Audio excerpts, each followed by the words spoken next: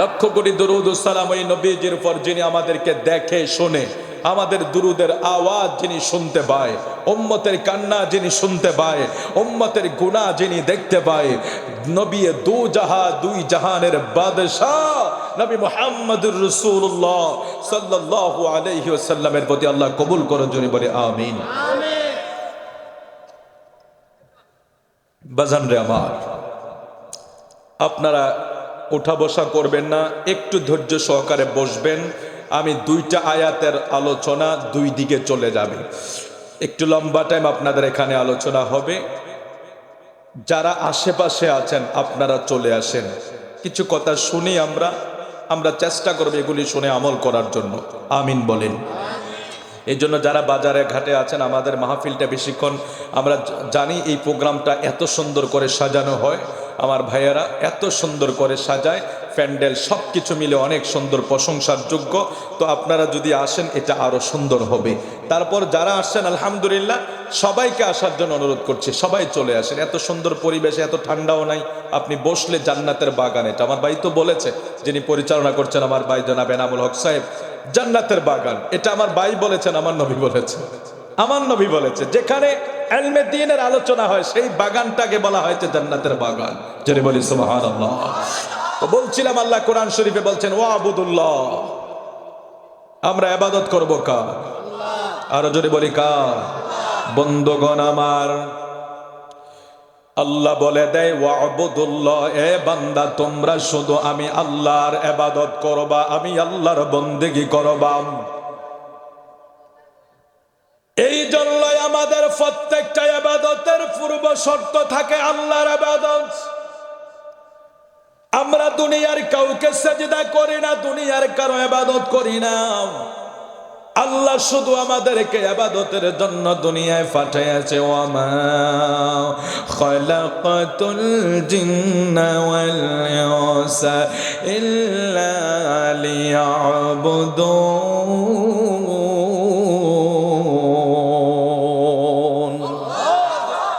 আল্লাহ আমাদেরকে পাঠাইলেন আল্লাহর ইবাদতের জন্য।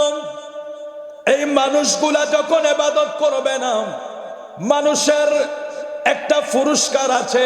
যদিও মানুষগুলা 3.5 হাত বডির মানুষ, শক্তিতে অন্যের চেয়ে অনেক কম, বাঘের মতো শক্তি নাই, হাতির মতো শরীর নাই, একেবারে জীর্ণ শীর্ণ দেহটাকে আল্লাহ বলেছে এই 3.5 হাত বডির মানুষটা 18,000 জাত, 80,000 মাখলুক, সমস্ত কিছুর চাইতে শ্রেষ্ঠ হইল মানুষ।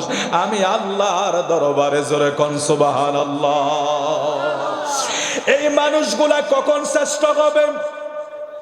কখন এই মানুষগুলি আল্লাহর কাছে চেষ্টা হবে? আল্লাহ বলে আমি তোমাদেরকে পাঠাইলাম ওয়ামা খালাকাতুল জিন্না ওয়াল ইনসা ইল্লা লিয়াবুদুন। আমি তোমাদেরকে পাঠাইলাম জিন এবং ইনসানকে শুধু আমার ইবাদত করার জন্য। মানুষগুলি যখন ইবাদত করবে, মানুষগুলি যখন আমার আল্লাহকে সিজদা দিবে, তখন আল্লাহর কাছে এই মানুষ লাকাদ খলাকনাল ইনসানা ফি আহসানি তাকওয়িম, জোরে জোরে বলা যাবে সুবহানাল্লাহ। লাকাদ খলাকনাল ইনসানা ফি আহসানি তাকওয়িম। আল্লাহু আকবার বলি। আল্লাহ বলে মানুষগুলি সবচেয়ে উত্তম, এই মানুষগুলি সবচেয়ে সর্বশ্রেষ্ঠ মানুষ। আবার এই মানুষের আরেকটা উপাধি আছে, এই উপাধিটাও আল্লাহ বলে দেয়, শ্রেষ্ঠত্বের ঘোষণাও আল্লাহ দেয়। আবার এই মানুষগুলিও 4 পায়া জানোয়ার চেয়ে নিকৃষ্ট, এই ঘোষণাটাও আল্লাহ দেয়। ওয়ালাকাদ যারানাল কুরআনা লিজাহান্নামা কাসীরাম মিনাল জিন্নি ওয়াল ইনস লাহুম কুলুবুন লা ইয়াফকাহুনা বিহা ওয়া লাহুম أعين لا يبصرون بها ولهم آذان لا يسمعون بها أولئك كالأنعام بل هم أضل এই ঘোষণাও করে কে আরো জোরে বলি কে করে আল্লাহ বলে আমি কিছু মানুষ এবং জিনকে শুধু জাহান্নামের জন্য বানাইলাম নাউজুবিল্লাহ বলবেন না লাহুম কুলুবুল লা ইয়াফকাহুনা বিহা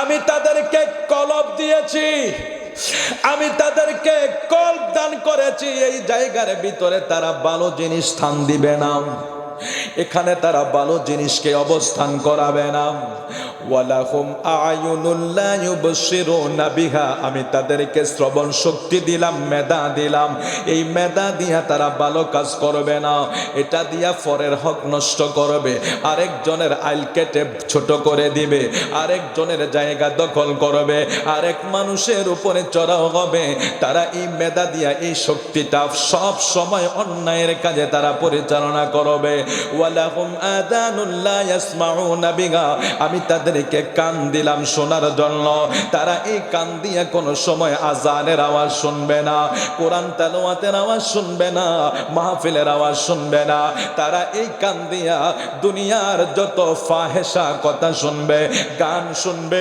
অশ্লীলতা শুনবে ওই মানুষগুলার ব্যাপারে আল্লাহ বলে দেয় উলাইকা কাল আনআম বাল হুম আদাল এই মানুষগুলা চার পায়া জানোয়ারের চাইতে আর অনেক কৃষ্ণ জোরে বলে নাউজুবিল্লাহ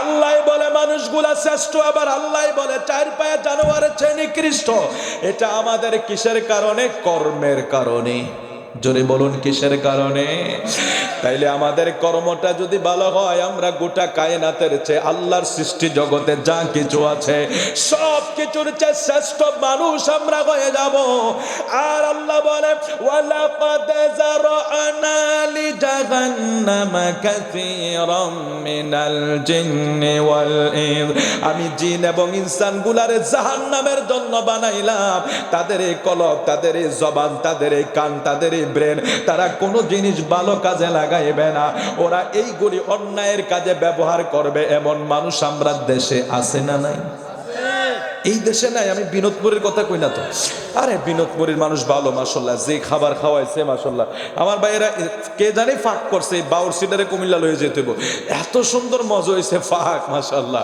আপনারা ভালো আছেন আলহামদুলিল্লাহ আল্লাহ কবুল করুক জোরে কোন আমিন ভালো রাখুক আল্লাহ ভালো সবাই হয়ে যাক এটাই আমরা চাই ঠিক কি না এর ভিতরে কিছু খারাপ তো থাকবে সবাই যে ভালো হয়ে যাবে সব জায়গায় কি সবাই ভালো এই সব কিছু মিলেই একটা গ্রাম তৈরি হয় এখানে ভালো মন্দ সব মিলে থাকে তবে আমরা চেষ্টা করব একজন ভালো আরেকজনকে ভালো করে দেওয়ার জন্য কারণ ভালো একজন অন্যায়কারীকে যদি আমি তার অন্যায়কে সহযোগিতা না কইরা আমি চেষ্টা করব তাকে প্রতিবাদ করার জন্য প্রতিহত করার জন্য এবং 10 মিলে একটা অন্যায়ের বিপক্ষে যখন দাঁড়াবো সেই অন্যায় থাকবে না সেও ন্যায়ের পথে চলে আসবে তাহলে বেশিরভাগ আমরা ভালো হতে হবে ভালোর দিকে রওনা হতে হবে ভালো করার মালিক কে আর জোরে আল্লাহুম্মা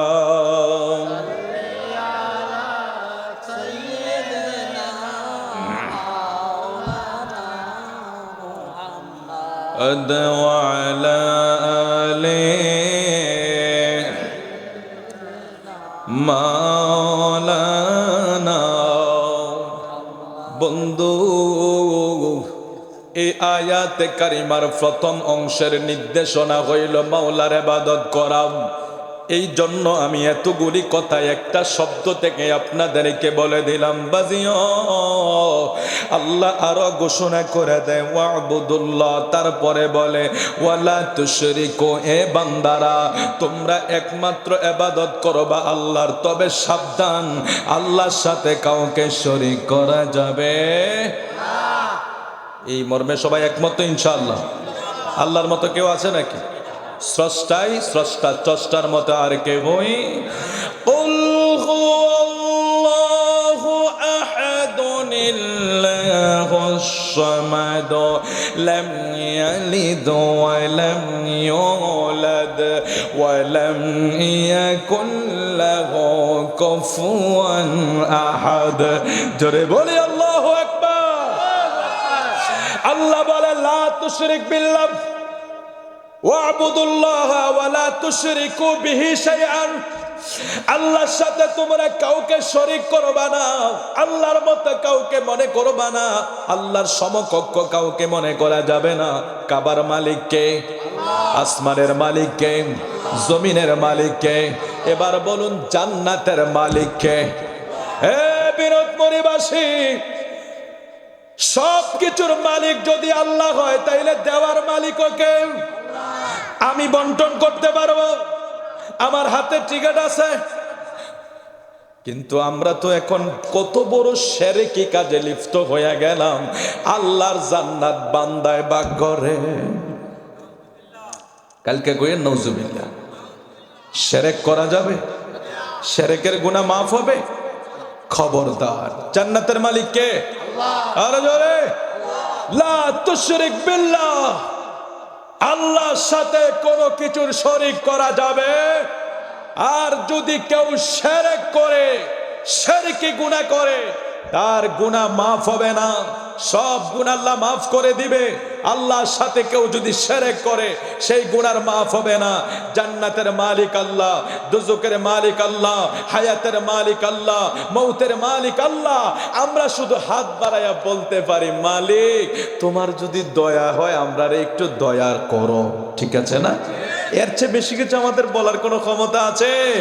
রহিম রহমান নাম তোমার আল্লাহ, আল্লাহ গফর গফার নাম তোমার আল্লাহ।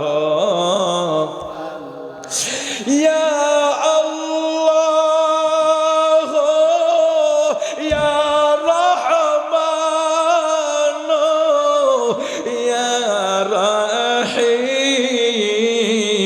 কত মায়া লাগে রে, একটু জোরে বলে ইয়া আল্লাহ ইয়া রহমান ইয়া রহিম ইয়া গফফার ইয়া সত্তার ইয়া রহিম ইয়া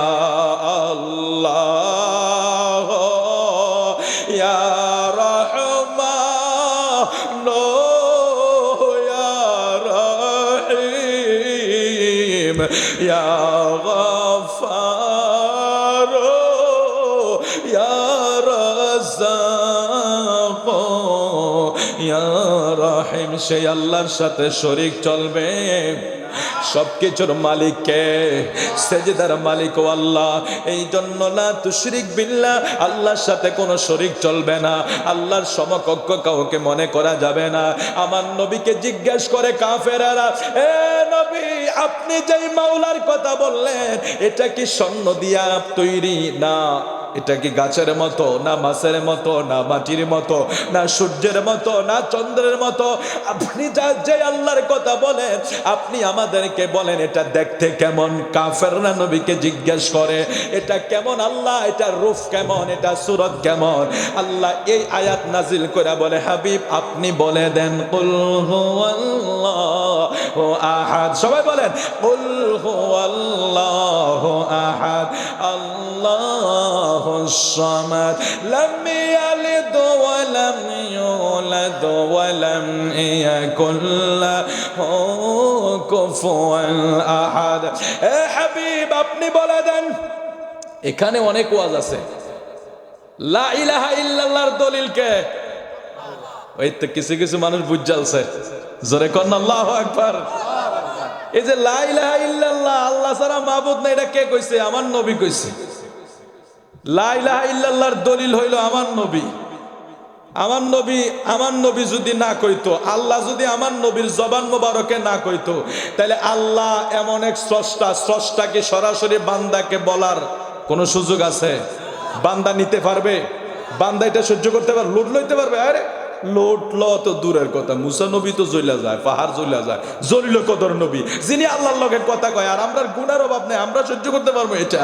তাহলে আমার নবী যে আল্লাহ যে এক, মানে লা ইলাহা ইল্লাল্লাহ, আল্লাহ ছাড়া কোনো মাবুদ নাই, এটার স্বয়ং দলিল হইল লা ইলাহা ইল্লাল্লাহর দলিল হইল নবী মুহাম্মদুর রাসূলুল্লাহ সাল্লাল্লাহু আলাইহি সাল্লাম। এই জন্য আল্লাহ বলে কুল, এই মাওলানা সাহেবের স্টেজে আছে কুলকে। এখন তো পোস্টার থেকে নারে রিসালাত আপনারা বাদ দিয়ে দেন। কেন বাদ দেন?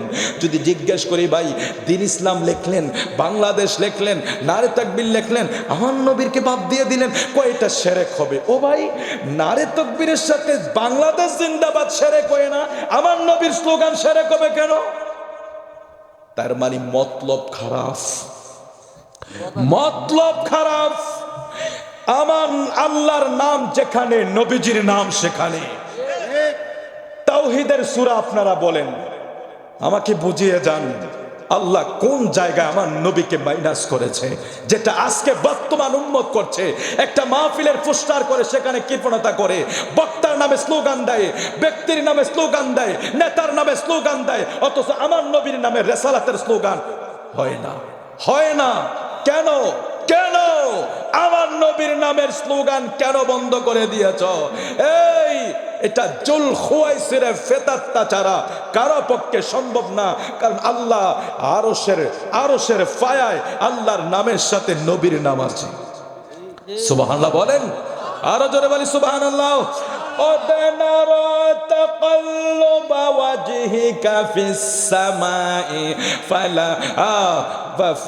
আয়াতে কারিমা আলহামদুলিল্লাহ যাতে আমাদেরকে হেফাজত করে।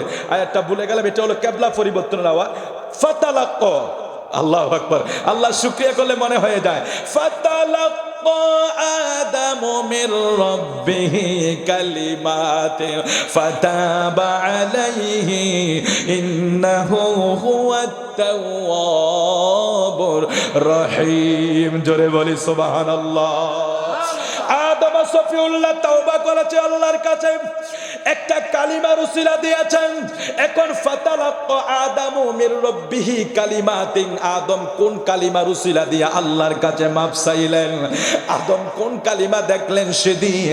তাফসীরের ব্যাখ্যায় লেখা হয় আদম ওই কালিমা তার নজরে পড়েছে যেটা হলো আরশের পায়ায় লেখা লা ইলাহা ইল্লাল্লাহ মুহাম্মাদুর রাসূলুল্লাহ সাল্লাল্লাহু আলাইহি ওয়াসাল্লাম। জোরে বলি সুবহানাল্লাহ। সব জায়গায় আমার নবীর নাম আছে। এখন আপনারাই বলেন, কুল হুয়াল্লাহ সূরা ইখলাস এটা তাওহীদের সূরা, ভাই মেনে নিলাম এটা একাত্মবাদের পরিচয়ের সূরা, কিন্তু সূরাটা যখন শুরু হয় শুরুর শব্দটা হইল কুল। সবাই বলেন কি? আরো বলুন, সহি হবে। আমরা তো সূরাগুলি সহি শুদ্ধ পড়তে পারি না, রাগ করবেন না আপনারা। নামাজ পড়েছি কিন্তু তেলাওয়াতে এত সহি। আর কুলফু আল্লাহ কিছু কিছু সূরা আছে লামিয়া আলি দলামিয়া, হায় হায় এরকম পড়ে। হ্যাঁ, আবার কুলাজুবি রব্বিন নাস পড়তে গেলে তো এটা আরো খেসুরি বানিয়ে হেলায়, আরো খেসুরি বানিয়ে হেলায়। কেমনে জানি পড়ালা, আগে ছোটবেলা হয়তো পড়াইছে এমনি পড়ায়, কিন্তু না, কোরআন শরীফের পড়া ব্যতিক্রম পড়া যাবে না। অর্থের বিকৃতি হলে ইমান চলে যাবে, ঠিক আছে? অর্থের বিকৃতি হলে ইমান চলে যাবে। এই জন্য আর কিছু করে বা না করেন, কিছু সূরা সহি শুদ্ধ করে শিখে নিবেন। হ্যাঁ, আপনার দেখেন কোরআন শরীফে বাংলা অনেকে পড়েন ওয়ামিন শাররি গাসিকিন, এটা বাংলাতে লিখে রাখে, গয়ের আকার দিলে হইয়া যায় গাসিকিন। শব্দটা হলো ওয়ামিন শাররি গাসিকিন ইযা ওয়াকাব ওয়ামিন শাররিন নাফাসাতি ফিল উকদ ওয়ামিন শাররি হাসিদিন ইযা হাসাদ। এভাবে কিন্তু বাংলার ওই যে বাংলাও যারা লিখছে আল্লাহ তারারে হেদায়েত করো, বাংলাও তো একটু সহি শুদ্ধ করে লিখতে পারতো। যেখানে আকার নাই সেখানে আকারটা না ব্যবহার করে গসিকিন দিয়ে দিত, হয়ে যেত। ওরা কি করছে, বাংলাকে বাংলার মতো লিখিয়ে দিয়েছে, এটা এর অনেক গসই হয়ে যায়। একটু হিসাব মিলিয়ে দেখলাম আর কি। রাগ করেছেন আপনারা? আল্লাহ আমাদেরকে হেফাজত করুক, জোরে বলি আমিন। আমরা চেষ্টা করি মাওলা, তারপরে ভুল হয়ে গেলে ক্ষমা করে দিও মাওলা। তার মানে এখানে কুল শব্দ আছে না নাই? বলুন কুল আছে না নাই? সূরা ইখলাস সূরার নাম কি? সূরায় প্রথম শব্দ কি? কুল। এখন কুল কে? এই কুল কে? হায় হায় হায় হায়, কুল আর নবী মুহাম্মদুর রাসূল সাল্লাল্লাহু আলাইহি ওয়াসাল্লাম। আমরা পোস্টারে লিখতে ভয় পাই, স্লোগান দিতে ভয় পাই, অথচ আল্লাহ তাআলা প্রথম আয়াত যেটা আবার তাওহীদের সূরা, আল্লাহর একাত্মবাদের সূরা, আল্লাহ আয়াতের শুরুতেই যখন কুল বসায়া দেয়, এই কুলে হইল রিসালাত, এই কুলে হইল নবী মুহাম্মদুর রাসূলুল্লাহ সাল্লাল্লাহু আলাইহি ওয়াসাল্লাম। আল্লাহ ডেকে বলে, হাবিব আপনি বলে দেন, কুল হুয়াল্লাহু আহাদ, আমি আল্লাহ ছাড়া আর কেউই নাই, আল্লাহুস সামাদ, আমি এমন একজন সমাদ, যেই সমাজ কারো মুখাপেক্ষী না, সবাই আল্লাহর দিকে মুখাপেক্ষী, আল্লাহ কারো মুহতাজ না, সবাই আল্লাহর দিকে ফিরে আছে, আল্লাহ কারো দিকে ফিরে থাকে না, সব আল্লাহর দিকে ফিরে আছে, সব আল্লাহর দিকে মুহতাজ। আল্লাহর ঘোষণা করে দেয়, লাম ইয়ালিদ ওয়া লাম ইউলাদ, আমি কাউকে জন্ম দেই না, কারো থেকে জন্ম গ্রহণ করি না, আমি কাউকে জন্ম দেই না, কারো থেকে জন্ম গ্রহণ করি না। তার মানে আল্লাহর শুরুও নাই, শেষও নাই, আল্লাহর শুরুও বলা যাবে না, শেষও বলা যাবে না, এটাও শিরক হবে। আল্লাহর দিকও বলা যাবে না, কারণ আল্লাহ এমন আল্লাহ, গোটা সৃষ্টি আল্লাহর বেষ্টনীর ভিতরে।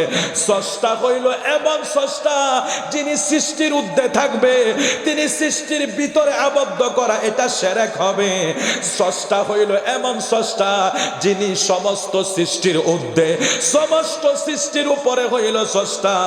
এই জন্য আল্লাহ বলে, আমি কাউকে জন্ম দেই না, কারো থেকে জন্ম গ্রহণ করি না।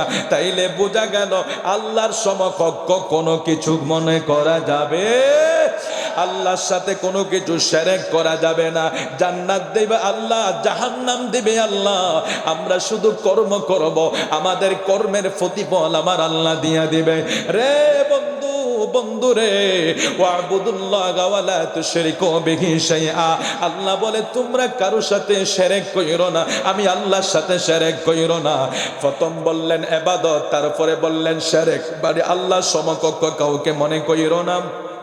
তারপরে শব্দে আমরা আসি, কোরআন শরীফের পরের শব্দে কি বলা হয়েছে? ওয়াবিল ওয়ালিদাইনি ইহসানা, একটু জোরে বলি আল্লাহু আকবার। ওয়াবিল ওয়ালিদাইনি ইহসানা, তোমরা তোমাদের মা এবং বাবার সাথে সৎ আচরণ করিও। সুবহানাল্লাহ বলবেন না? আপনাদের কষ্ট হইতেছে মনে হয়, একটু দুরূদ শরীফ পড়ি। লা ইলাহা ইল্লাল্লাহ, লা ইলাহা ইল্লাল্লাহ, লা ইলাহা ইল্লাল্লাহ,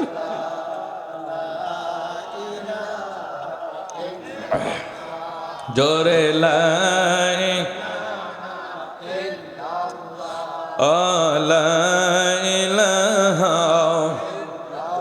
হাসবি রব্বি জাল্লাল্লাহ মা ফি কলবি গায়রুল্লাহ, নূর মুহাম্মদ সাল্লাল্লাহ, লা ইলাহা ইল্লাল্লাহ, সুবহানাল্লাহ ওয়াল হামদু, লা ইলাহা ইল্লাল্লাহ, সুবহানাল্লাহ ওয়াল হামদু, লা ইলাহা।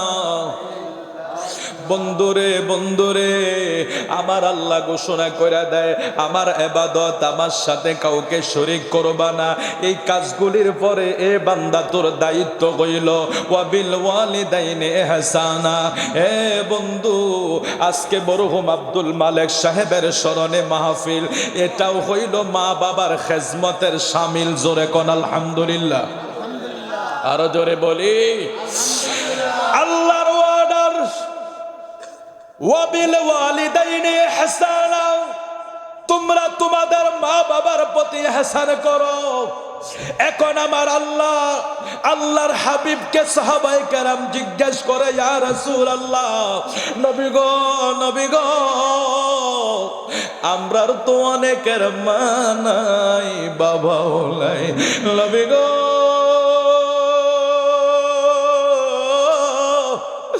আমার আল্লাহ বলছে মা বাবার খেদমত করার জন্য।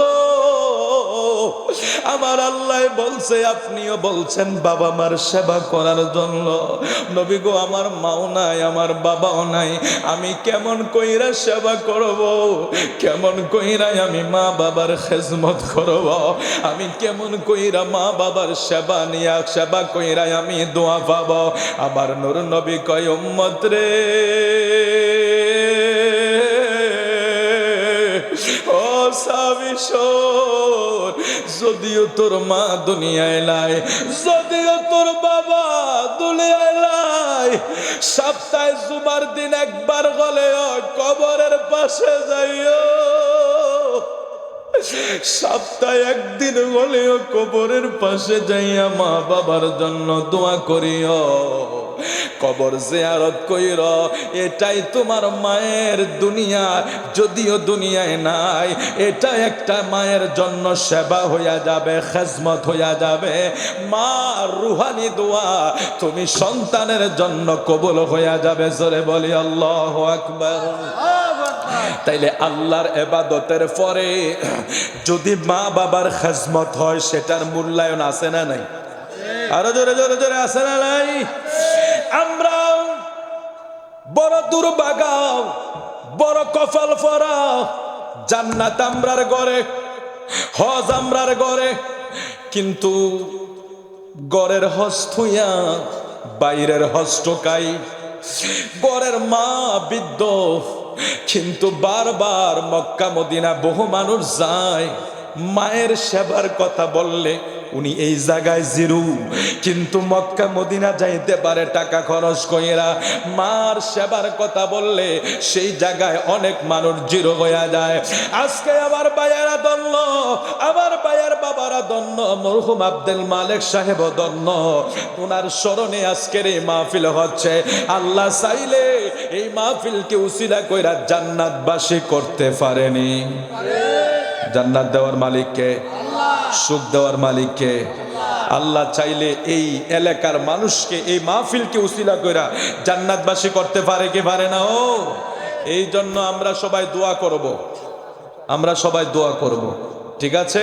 যারা আসছেন আপনাদের মা বাবা খুশি হয়ে গেছে, আপনারা কথা বলে কে পাগলা তাবারক দেরি হইতে না, এসে পড়বো, কথা কই না, কথা কইলে কিন্তু ওয়াজ আরো 2-3 ঘন্টা চলবো। এই বাপ মা যারা নাই অথবা যারা আছে, আপনি একটু হিসাব করে দেখেন। আমার নবী বলছে, তোমাদের আপন জনেরা তোমাদের জুতার আওয়াজগুলি পর্যন্ত কবর থেকে শুনে। এই বিনোদপুরীবাসী, আপনি কি মনে করছেন আপনার আপনজন মইরা গেছে, আপনার খবর রাখছে না? না, রাসূল বলছেন তোমার জুতার আওয়াজ পর্যন্ত কবরবাসী শুনতে পায়। আর যখন সালাম দেওয়া হয়, আসসালামু আলাইকুম ইয়া আহলাল কবর যখন বলা হয়, আমার নবী বলে তখন ব্যক্তি যদি আপনজন হয়, কবরবাসী তাকে চিনতে পারে। আপনি মনে করতেছেন আমি তো আবার বাবাকে কবর দিয়ে ফেলেছি, আর কি, উনি তো আমাকে দেখতেছে না, চিনতেছে না। না, রাসূল বলছেন তুমি যদি তোমার বাবার কবরের পাশে যাও, তোমার বাবাকে যদি সালাম দাও, তোমার বাবা তোমাকে চিনতে পারে, তোমার বাবা তোমাকে দেখতে পায়, তোমার সালামের জবাব নেয়। যিনি এই জন্য আজকে যারা এখানে এসে পড়েছে, যেখানে আসতে পারে নাই যারা, তাদের কপালের কথা আল্লাহর কাছে ছেড়ে দিলাম, কিন্তু যারা এসে পড়েছেন আপনাদের বাবা মা ধন্য, এবং যারা বাবা মা কবরে তারা খুশি হয়ে গিয়েছে। আর যাই হোক, এরে একটা মানুষ যদি ফানিতে পড়ে, আপনারা এটাই হিসাব করেন না, এই ফানি পড়ার বিপদে পড়া মানুষটা যখন ফানিতে পড়ে যাবে, তখন কি আপনারা তাকে বাঁচাইতে যাবেন না?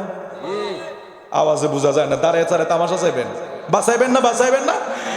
একটা মানুষ ফানিতে পড়লে যদি আমার মায়া হয়, ফানিতে পইরা ডুবায় মারা যায় যদি আমার মায়া হয়, এ বিনোদপুরীবাসী, তোমার মা যে কবরে, তোমার বাবা যে কবরে, তোমার বাবা যে শান্তিতে আছে তুমি সেটাও বলতে পারো না। তোমার বাবা যে আযাবে আছে তুমি সেটাও বলতে পারো না। কিন্তু আমি বলতে পারি আর না পারি, আমার নবী তো একটা হাদিস আমাদেরকে শোনায়া গেছে, উম্মত রে, যারা কবরে চলে যায় তারা সাঁতার না জানা ব্যক্তির মতো বিপদে থাকে। যেইভাবে বিনোদপুরীর বড় বড় খাল বিলের ভিতরে যদি পড়ে, যেইভাবে তিনি বিপদগামী হইয়া যায়, নবী কয় উম্মত রে, কবরবাসীরা এমনি সাঁতার না জানা ব্যক্তির মতো কবরে বিপদে আছে। যদি আমার মা বিপদে থাকে, আমার বাবা যদি বিপদে থাকে, আজকে বিনোদপুরীর এই মাহফিলে আমার যে ভাই বাবারা আয়েশা হাজির হয়ে গেছে, যদিও আপনি দেখেন না, যদিও আমি দেখি না, আমার নবীর হাদিস অনুযায়ী আপনার আর মা বাবা কবরে আজকে বড় আনন্দে সময় কাটাইবে, কারণ জান্নাতের বাগানে বৈশা মা বাবার জন্য দোয়া হচ্ছে। জোরে বলি আল্লাহু আকবার। বন্ধুরা রে আমার, গভীর মনোযোগ। এখন আল্লাহ বলেন তোমরা তোমার বাবা মার খেজমত করো, তোমরা তোমার বাবা মার খেজমত করো। কেন করো বা শোনো। আন আবি হুরায়রা ক্বালা ক্বালা রাসূলুল্লাহ, সবাই পড়ুন সাল্লাল্লাহু। হাদিসের তেলাওয়াত হচ্ছে, সাবধান, বেয়াদবি করবেন না, ঠিক আছে? হাদিস শরীফের তেলাওয়াত হচ্ছে। আন আবি হুরায়রা ক্বালা ক্বালা রাসূলুল্লাহ সাল্লাল্লাহু আলাইহি ওয়াসাল্লাম, লা ইয়াজসি ওয়ালাদু ওয়ালিদান ইল্লা আন ইয়াজিদাহু মামলুকান ফায়াশতারিহি ফায়ুতিকুহু, রাওয়াহু মুসলিম। আবু হুরায়রা থেকে বর্ণনা, আমার নবী ইরশাদ করেন, একজন সন্তান তার পিতা মাতার প্রতিদান দিতে পারে না, তবে সন্তান যদি তার পিতাকে কৃতদাস হিসাবে পেয়ে সে তাকে ক্রয় করে তাকে মুক্ত করে দেয়। এটা আমার নবী একটা মেসাল দিয়েছেন। উম্মত রে শোন, তোমরা কখনো তোমাদের পিতা মাতার অবদান এটার প্রতিদান দিয়া শেষ করা যাবে?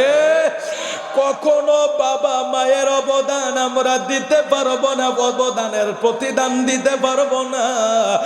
আমার বাবা আপনার বাবা, আমার মা আপনার মা, জিন্দিগিতে যেই কষ্টটা করে গেছে, চোখটা বন্ধ করে দেখেন। আজকে যদিও অনেক যুবকেরা এখনো বুঝে না, আমার ছোট্ট ছোট্ট বাব্বরা বন্ধুরা এখনো বুঝে না, তারা যেদিন আবার বাবা মা হবে, তাদের ঘরেও যেদিন সন্তান আসবে, যেদিন তারা দেখবে এই ছোট্ট বাবুটা দুনিয়ায় আসার পরে মা রাত্রে ঠিক মতো ঘুমাইতে পারে না, যেদিন পেটের ভিতরে আসছিল ওই দিন থেকে মার খাবার বন্ধ হয়ে গেছে। ঠিক মতো মা এক বেলা খাইতে পারে না, 2 দিন পরে পরে ডাক্তারের কাছে দৌড় দেয়, 2 দিন পর পর চেকআপের জন্য দৌড় দেয়। রাতের বেলা ঘুমাইতে পারে না, দিনের বেলা একটু রাস্তায় চলাফেরা, বাড়িতে উঠানে হাঁটতে পারে না। মা যেদিকে যায় শুধু যন্ত্রণা, শুধু ব্যথা আর ব্যথা, মা সইতে পারে না। এমন যন্ত্রণার সময় একদিন না রে বন্ধু, দীর্ঘ 10 মাস 10 দিন মা কাটাইছে। সময় যত বাড়ে মার যন্ত্রণা তত বেড়ে যাইত, সময় যত বাড়ে মার কষ্ট তত বেড়ে যাইত। আজকে যুবক, 1 কেজি ওজনের পাথর তো তুমি আমি পেটের ভিতরে রাখতে পারবো না। 1 কেজি ওজনের পাথর তোমার আমার পেটে যদি বাইদা দেওয়া হয়, এটা দিয়া পারবা না বাজারে যাইতা, মার্কেটে যাইতা, এটা দিয়া পারবা না তুমি ওয়াশরুমে যাইতা, গোসলখানায় যাইতা, কোন কাজ কইরা তুমি আরাম পাইবা না রে বন্ধু। অথচ তোমার আমার মা তোমারে আমারে পেটটার ভিতরে লইয়া একদিন নয় 2 দিন নয় দীর্ঘ 10 মাস 10 দিন মা ঘুমাইতে পারে না, খাইতে পারে না।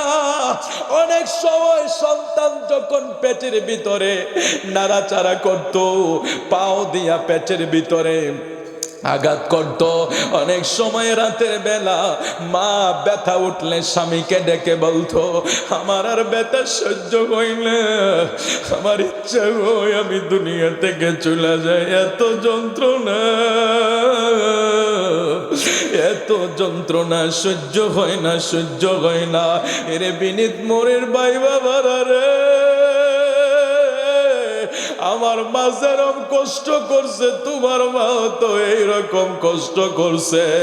এই জন্যই তো আমার আল্লাহ কয়, রে বান্দা আর যাই করো তোমরা মা বাবার মনে কোনোদিন ব্যথা দিও না, তোমরার মা বাবারে কোনোদিন কষ্ট দিও না। যদি ব্যথা দাও আমি আল্লাহর কাছে তোমার কোনো দোয়া কবুল হবে না, কবুল হবে না। জোরে জোরে নাউজুবিল্লাহ। মনোযোগ দিয়ে আমরা সামনের দিকে বাড়ি। আমার নবীর ঘোষণা, ওয়ানহু ক্বালা ক্বালা রাসূলুল্লাহ, সবাই পড়ুন সাল্লাল্লাহু আলাইহি ওয়াসাল্লাম। রাগিমা আনফুন সুম্মা রাগিমা আনফুন সুম্মা রাগিমা আনফুন আদরাকা ওয়ালিদাইহি ইনদাল কিবারি আহাদুহুমা আও কিলাহুমা সুম্মা লাম ইয়াদখুলিল জান্নাহ। হযরত আবু হুরায়রা থেকে বর্ণনা, আমার নূর নবী সাল্লাল্লাহু আলাইহি সাল্লাম ইরশাদ করেন, হতভাগা সেই সন্তান, হতভাগা সেই সন্তান যেই ব্যক্তি তার পিতা মাতার উভয়কে বিদ্যা অবস্থায় পেয়ে তাদের খেজমত কইরা জান্নাতে প্রবেশ করতে পারলো না। জোরে জোরে কন্যা নাউজুবিল্লাহ। আমার নবী একথা বলছেন। নবী কিভাবে বলছেন দেখেন, যে রাগিমা আনফুন সুম্মা রাগিমা আনফুন সুম্মা রাগিমা আনফুন আদরাকা ওয়ালিদাইহি ইনদাল কিবারি আহাদুহুমা আও কিলাহুমা সুম্মা লাম ইয়াদখুলিল জান্নাহ। আমার নবী কয়, হতভাগা সেই ব্যক্তি, হতভাগা, কষ্ট হইতেছে আপনাদের? আমার নবী বলতেছেন, হতভাগা সেই ব্যক্তি, হতভাগা সেই ব্যক্তি, হতভাগা সেই ব্যক্তি যেই ব্যক্তি তারার মা বাবারে বৃদ্ধ অবস্থায় পাইছে, বৃদ্ধ অবস্থায় পাওয়ার পরেও মা বাবার খেজমত কইরা সে জান্নাতের ভিতরে প্রবেশ করতে পারলো না। আমার দেশে সবচেয়ে কষ্ট হইল মা বাবা যদি বৃদ্ধ হইয়া যায়। ঠিক আছে না? ঠিক আছে না?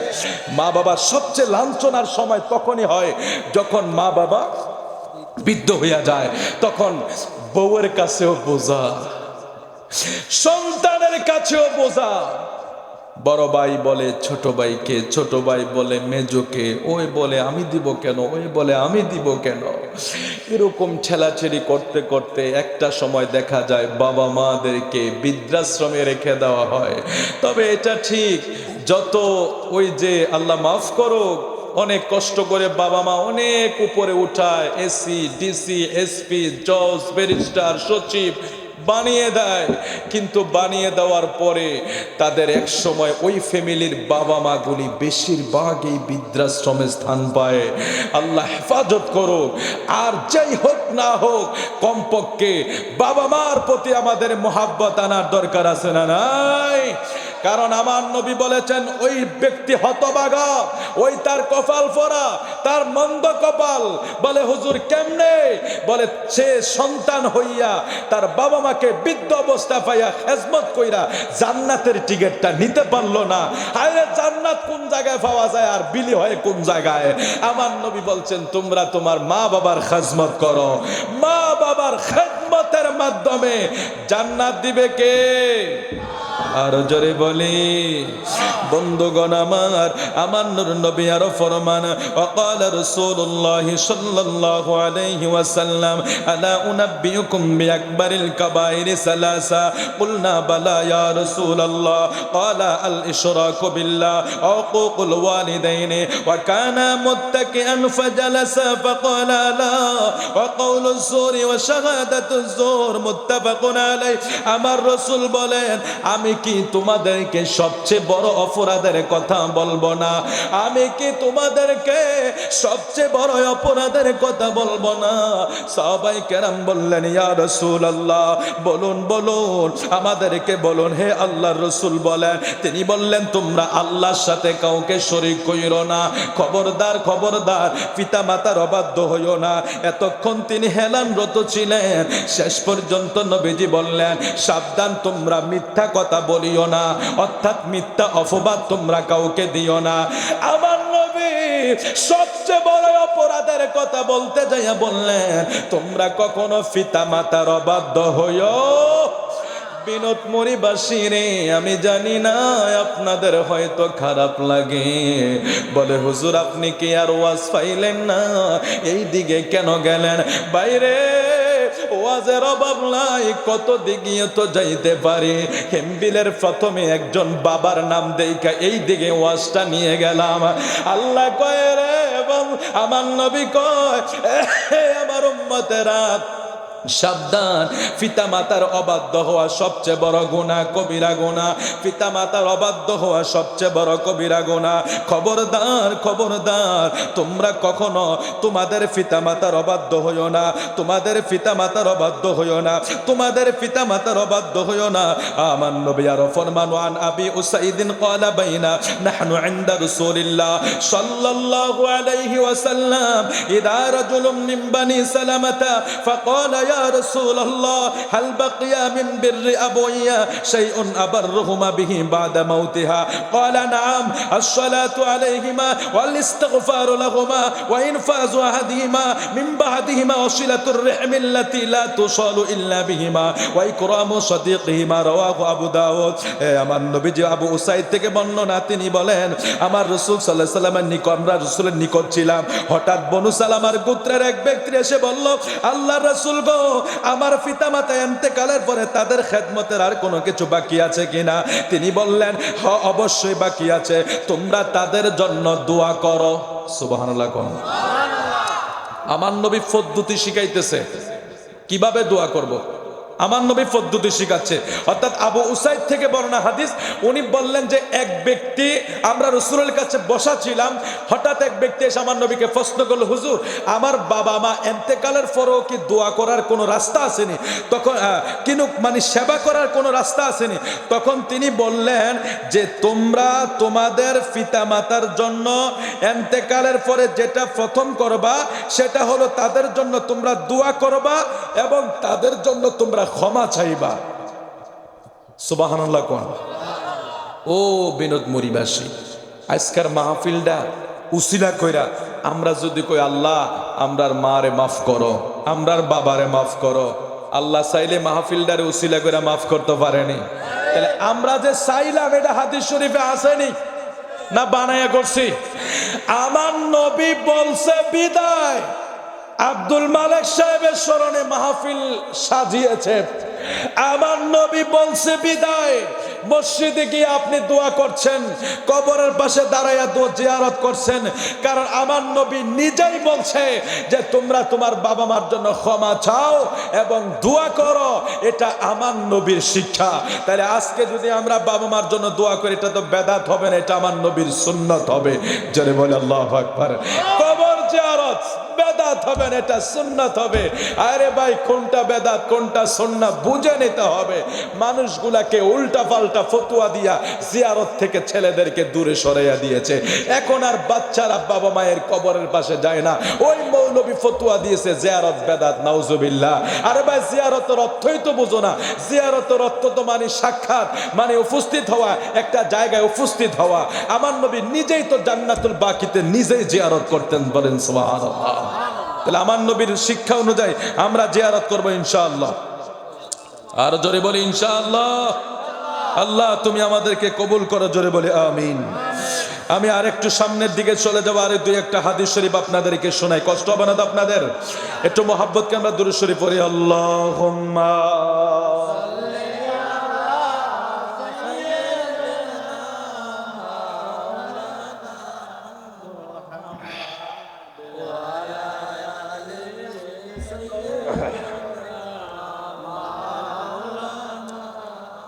আরে কবর যদি সাও জ্বালাও, দরুদ বানাও গলার মালা, স্বপ্ন যোগে দেখতে পাইবা নূরের নবী মুস্তাফা। আল্লাহুম্মা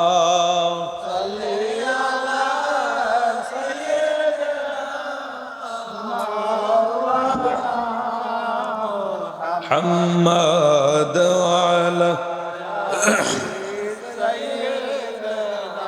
মাওলানা। আমার নূর নবী ফরমান ওয়ান ইবনে আব্বাস আন্না রাসূলুল্লাহ সাল্লাল্লাহু আলাইহি ওয়াসাল্লাম قال ما من ولد بر ينظر الى والديه نظر الرحمه الا كتب الله له بكل نظره حجه مبرورا قالوا وان نظر كل يوم 100 مره قال نعم الله اكبر واطيب رواه البيهقي। হযরত আব্দুল্লাহ ইবনে আব্বাস রাদিয়াল্লাহু তাআলা আনহু হতে বর্ণিত, তিনি বলেন তোমরা রাসূল করিম সাল্লাল্লাহু আলাইহি সাল্লাম বলেন কোন নেক সন্তান যদি তার মায়ের চেহারার দিকে তাকায়, একবার যদি তাকায়, একটা কবুলি হজের সওয়াব হয়ে যায়। জোরে কি বলা যাবে সুবহানাল্লাহ। হে বিনোদমরিবাসী, কি দিয়া বুঝাইবো মা কি জিনিস?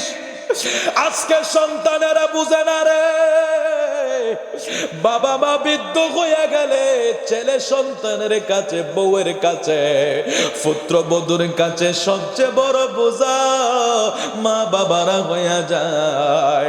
শুনিয়া লও নবী কি বই লাগেছে হাদিসে মোবারকায়, শুনিয়া লও রে বন্ধু। আমার নূর নবী ঘোষণা করে গেছে তোমরা কার সেবা করো, কার পেটে টাকা খরচ করো।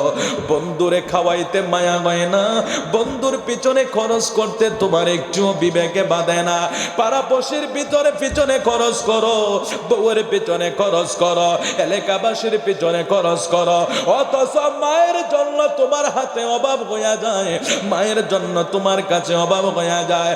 আর আমার রাসূল বলে রে উম্মতের রাসূল, মা মিন ওয়ালাদিন বাররি ইয়ানজুরু ইলা ওয়ালিদাইহি নাজরার রহমান, কেউ যদি মা বাবার মার চেহারার দিকে রহমতের নজরে তাকায়, একটা কবুলি হজের সওয়াব আমার আল্লাহ তার আমল নামায় লেখা দেয়। বিনোদ মোরের বন্ধুরা রে, হস্ত এত সোজা জিনিস না। এই গোলাম মোহাম্মদ 2024 বড় হজে গিয়েছিলাম, কিছুদিন আগে ওমরা থেকে এসেছি ডিসেম্বরের 3 তারিখ। মক্কা মদিনা গেলে বুঝবা রে বন্ধু, হজের কাজ বড় কঠিন, হজের কাজ বড় কষ্টের কাজ। বড় কষ্টের কাজ। 5 দিন আপনি বাইরে থাইকা কঙ্কর মারা, সাফা মারোয়া সাই করা, তাওয়াফ করা, মিনায় অবস্থান করা, আরাফায় অবস্থান করা, এগুলি অনেক কষ্টের কাজ।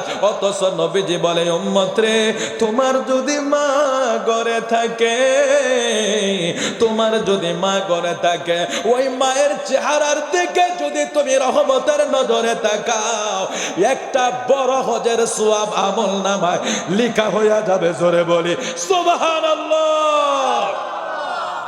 সাহাবী প্রশ্ন করেছে ইয়া রাসূলুল্লাহ, নবী গো,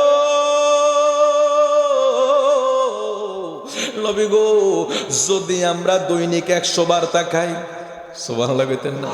দেখছেন কি মায়ার জিনিস মা বাবা। তোমরা কোনদিনও মা বাবার মনেতে আঘাত দিও না। ওরে মায়ের মনে আঘাত দিলে আল্লাহ যে সহে না। হায় হায় মায়ের মনে আঘাত দিলে আল্লাহ যে সহে না। তোমরা কোনদিনও মা বাবার মনেতে কষ্ট দিও না। তোমরা কোনদিনও মায়ের মনেতে আঘাত দিও না। আরে রক্ত মাংস খায়া মায়ের বড় হইলাম ভাই, ওরে রক্ত মাংস খায়া মায়ের বড় হইলাম ভাই। আরে মায়ের সবের কালে আমরার মায়ের বুকার ফাটে জ্বলে রে।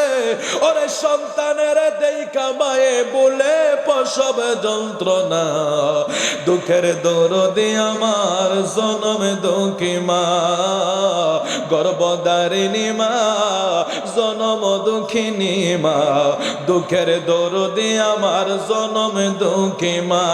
ওরে ল্যাংরায়া তোর কানা হইলে মায়ে নাহি বলে, দুলাবালি যাইরা মায়ে টান দিয়া নেই কোলে।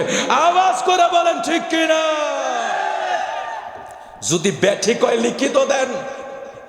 এখনকার হয়তো কিছু জাহেল বের হয়ে গেছে, মায়া মমতা কমে গেছে, মায়ের প্রতি সন্তান, সন্তানের প্রতি মা। এটা শিক্ষার কারণে, এটা নবীর আদর্শ থেকে বের হয়ে যাওয়ার কারণে আমরা আমাদের মায়ের কথা বলি। এরা যারা মুরব্বী তারার মায়ের কথা বলো, তারার বাবার কথা বলো। আমরা আমাদের নিজের চোখে দেখেছি সন্তান প্রতিবন্ধী, সন্তান হাঁটতে পারে না, কিন্তু মায়ের কাছে এটাই রাজা, মায়ের কাছে এটাই রানী, মায়ের কাছে এটাই শ্রেষ্ঠ। পাড়ার লোকে প্রতিবন্ধী বলে, মা বলে আমি তো সইতে পারি না। আরে হোক না প্রতিবন্ধী, এটা তো আমি পেটে নিয়েছি, আমার সহ্য হয় না। আমার কাছে প্রতিবন্ধীটাই রাজপুত্র মনে হয়। জোরে বলি আল্লাহু আকবার।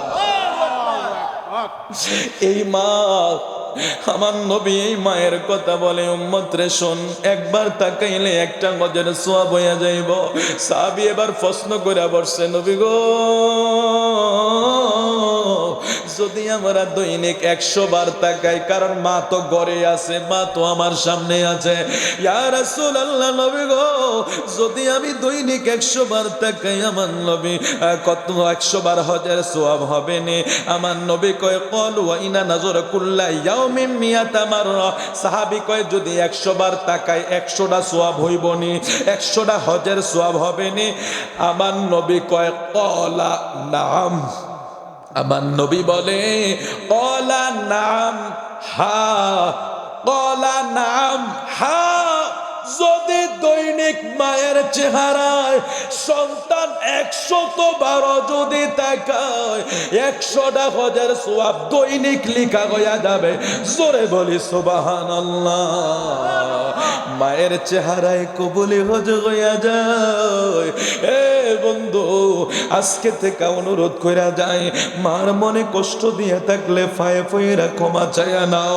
মার মনে যদি আঘাত দিয়া থাকো, মার তোমরা যদি কষ্ট দিয়া থাকো, মায়ের পায়ে পয়রা যাও। মারে কোনোদিন ব্যথা দিও না, আঘাত দিও না। মার হাতে ফল উঠাইয়া দাও, মার হাতে ভালো কিছু খাবার উঠাইয়া দাও, আর মার মুখে মুখে চেহারা চোখ মিলাইয়া হাসি দাও।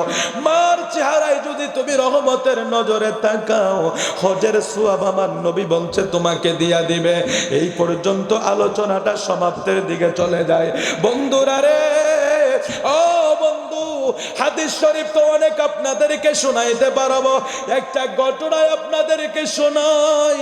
অনেক বড় একজন মৌলবী, তৎকালীন জামানায় অনেক বড় একজন আলেম, বড় ফিকহবিদ। উনি যখন আস্তে ধীরে একটা সময় হয়ে গেল, নিজের বয়স হয়ে গেল, কিন্তু গড়ে বৃদ্ধ মাও আছে।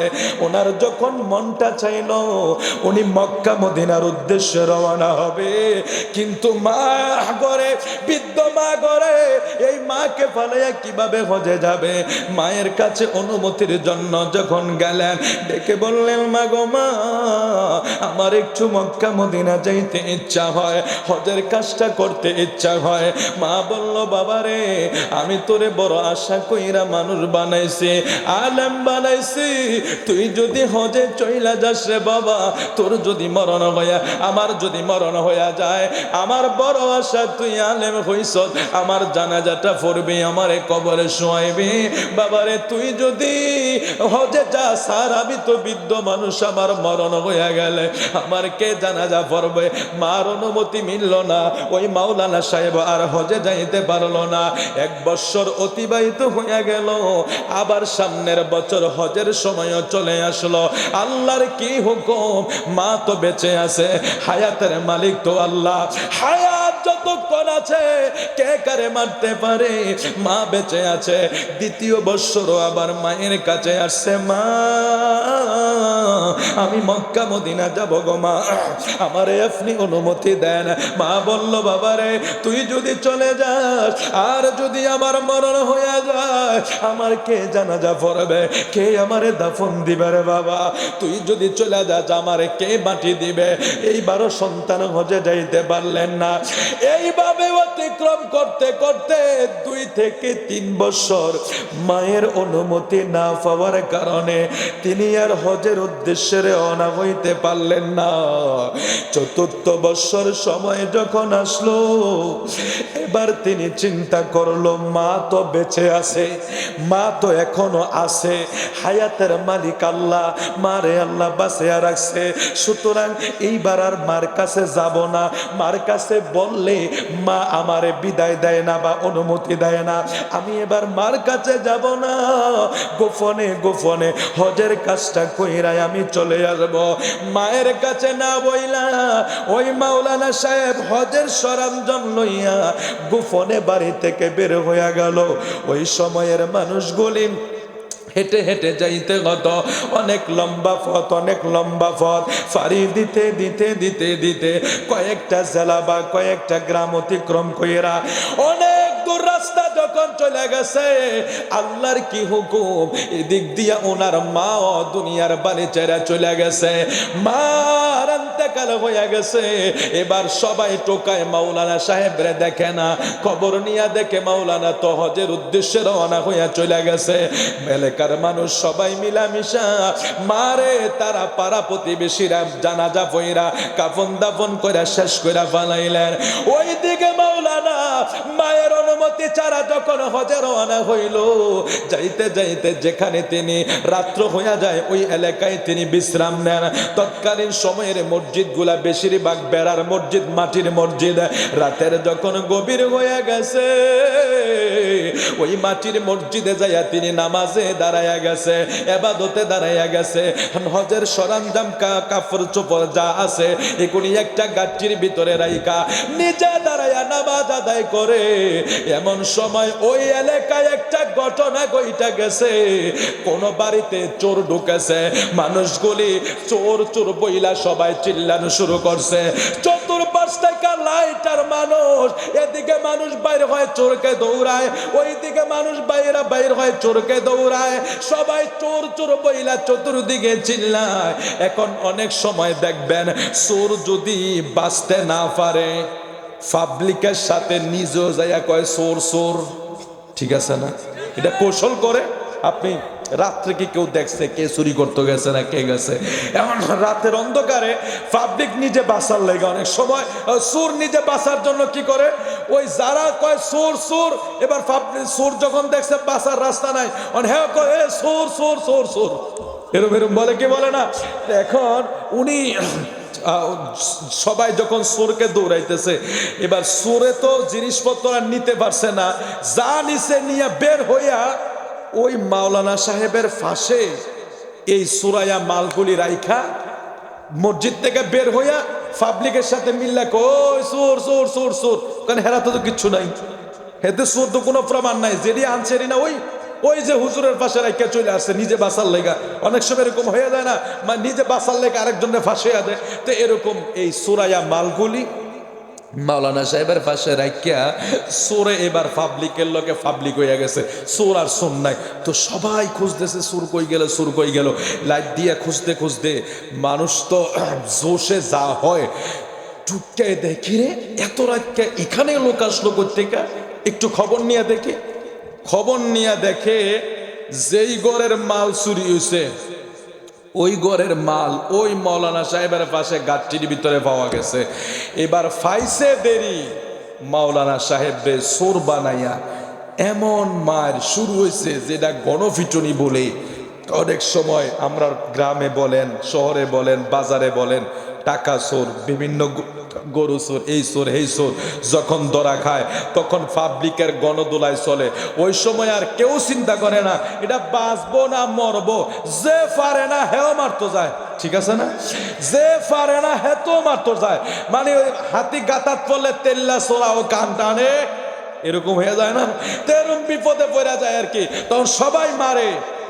এখন মৌলবী তো আর চোর না, কাহিনী কোন জায়গায় ঠেকে গেল, সুরাইয়া মাল পাইলো, এলাকার মানুষ কঠিনভাবে ধোলাই দিল।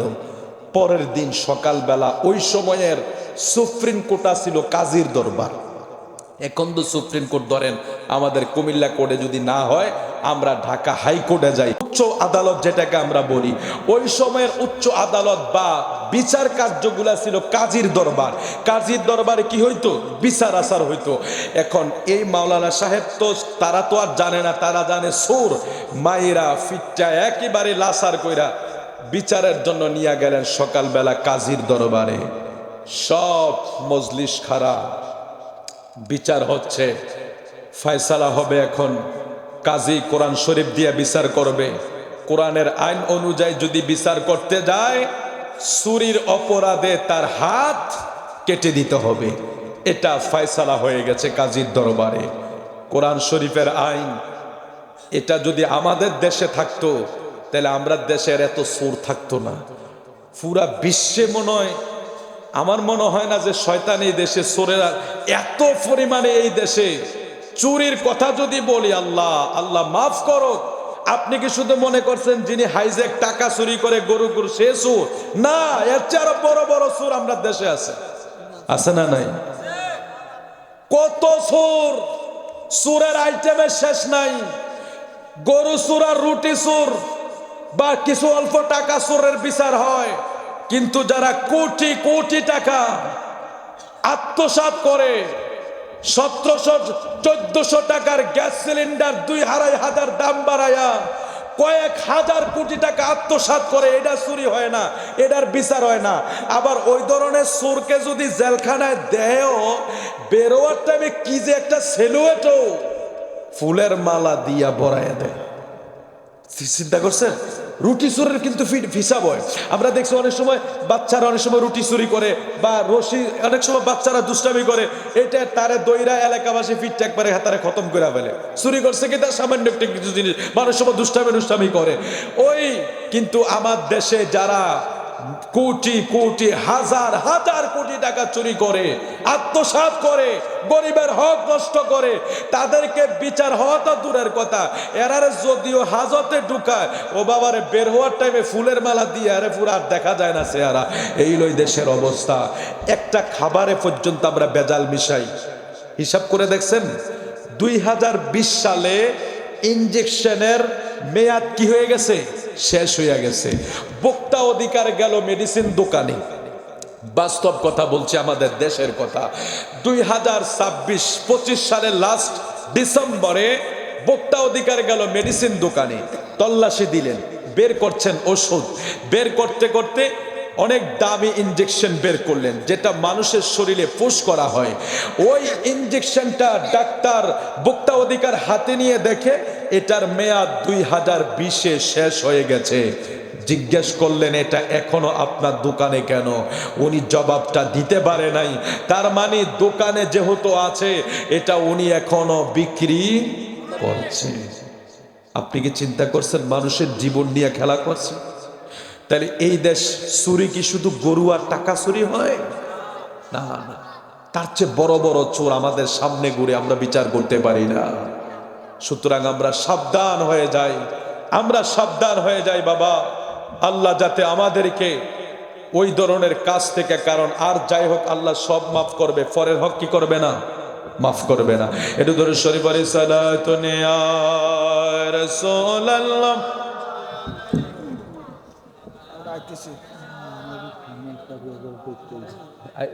মরণে কে আইছে? আইছে। ও সালাম আলাইয়া সালাতুন ইয়া রাসূলুল্লাহ আলাইকুম সালামুন ইয়া হাবিবাল্লাহ अरे के बाशद मिले सल्लमोदाम आतशे दो ज़ख्शवाज़ बर्राए हराम सलातुन या रसूल अल्लाह।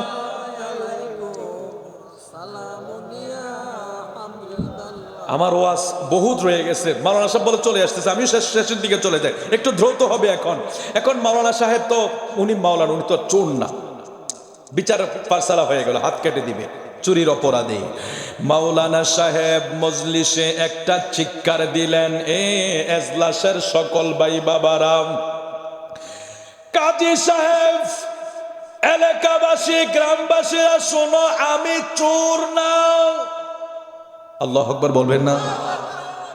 জোশের ঠেলায় যারা মারছে এটা ছিল তাদের জোশ, কিন্তু এখন মাওলানা সাহেব, এখন তো যখন তিনি ঠান্ডা মাথায় কথাটা মানুষকে বললেন, আমি চোর না, সবাই থমকায়া গেলেন। কিরে, সারা রাত্র মারলাম, কিন্তু এই লোকটা এখন আইসা কি বলতেছে, সে বলল চোর না। কাজী সাহেব বলো থামো, আমরা তার জবান থেকে শুনি সে কি বলতে চায়, আমরা তার জবান থেকে শুনি সে কি বলতে চায়। এই লোকটাই যখন বলছে চোর না, আমরা আরেকটু তার আফিলটা শুনি সে কি বলতে চায়। মাওলানা সাহেব ডেকে বলল, কাজী রে, আমি তো মূলত চোর না, তবে আমি আজকে এত বড় শাস্তি পাওয়ার একটা কারণ তোমাদেরকে শোনাই। আমি চোর না হওয়ার পরেও আমি এত বড় শাস্তি পাইলাম কেন, তোমরা শোনো। আজকে 3টা বছর আমি আমার মায়ের কাছে অনুমতি চাই হজে যাওয়ার, মা দেয় না। আমি এইবার যখন হজের উদ্দেশ্যে বের হই, আমার মার অনুমতি ছাড়াই আমি বের হয়ে গিয়েছিলাম।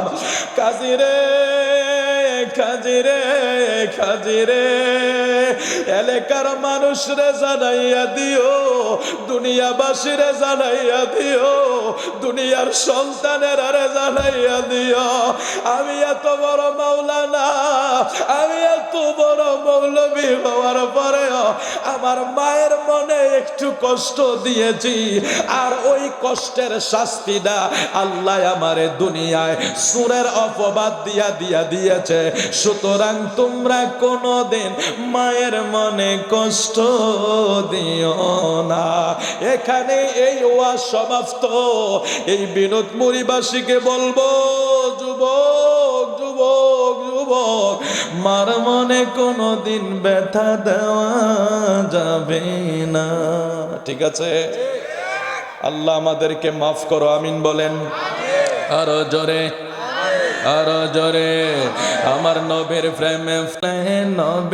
প্রেমে পাগল হইলে আল্লাহ তাআলা খুশি, নবীর দরদ ফরদিবা, আমার নবীর প্রেমে যে হয় মাতা,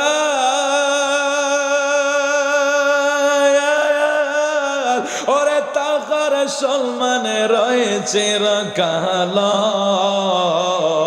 প্রমাণ আছে হযরত বিল্লাল, প্রমাণ আছে হযরত বিল্লাল বলছে প্রেম রশি, নবীর দরদ ফরদিবানি। একটু এই শরীরের জড়তার সরান না, একটু জবানটা খুলেন না, আমার নবী নাত পড়েন। আমার নবীর প্রেমে পাগল হইলে, নবীর প্রেমে পাগল হইলে আল্লাহ তাআলা খুশি, নবীর দরদ আরে ওয়াজ করনে পাগল ছিল, আমার নবীর প্রেমে দাঁত ভাঙ্গিল,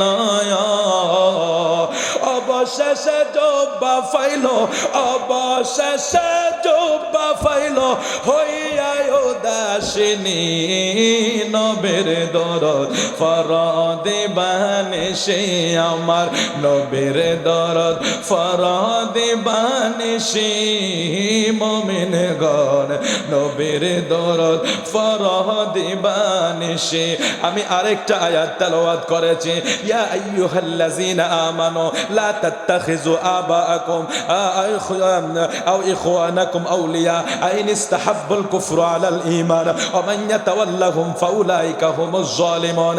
আমার আল্লাহ কয়, ঈমানদারেরা রে, ঈমানদারেরা রে, যদি তোমার ভাই, তোমার মা, তোমার বাবাও যদি কুফরি পছন্দ করে, খবরদার খবরদার, কুফরি পছন্দ করা ব্যক্তিদেরকে তোমরা বন্ধু বানায়ো না। ঘোষণা কার?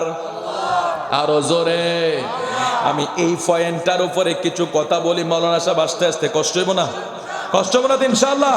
একটু আলহামদুলিল্লাহ। এই জায়গার মানুষগুলি মাশাআল্লাহ, অনেক জায়গায় মাহফিলে মানুষ হন। এখন ফেসবুকে দেখেন না, হুজুর আর মাইকম্যান আর কয়েকজন শ্রোতা। মাইকলা এবারে থাকতো, যদি এবার মাইকটি না থাকতো, এবার চিন্তা করে আমার মিশিংটি যদি লয়ে যে এলাকা এবার বয়ে থাকে, এরকম অনেক মাহফিল হয়। কিন্তু বিনোদপুরীর দৃশ্য ভিন্ন। আলহামদুলিল্লাহ আলহামদুলিল্লাহ। যারাই বসে আছেন, আমরা তো ভাইরাল টাইরাল কিছু না, ভাইরাল রে আবার কেউ দেখতো আইয়া মানছে, ওয়াজ শোনুক আর না শোনুক, ও এবার হাসাইতে পারে বা নাচতে পারে, গাইতে পারে, এদেরই আবার দেখতেও কিছু মানুষ আইয়ে। আজকের যে সব আসল শ্রোতা, এগুলি কোনো ভাইরাল টাইরাল কমেডি দেখতে হয়েছে না, ওয়াজ শুনতে হয়েছে। আল্লাহ কবুল করো, আমিন বলে। সালাতুন ইয়া রাসূলুল্লাহ,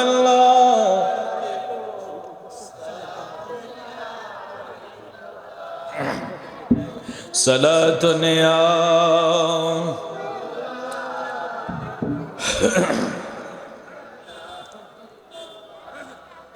তাইলে আমার আল্লাহ বলে, আমার ইমানদার বান্দারা শোনো, ইমানদার বান্দারা শোনো, সাবধান, কখনো নারে তাকবীর, নারে রিসালাত, হযরত আল্লামা মাওলানা মুফতি আব্দুল কাদের আল কাদরি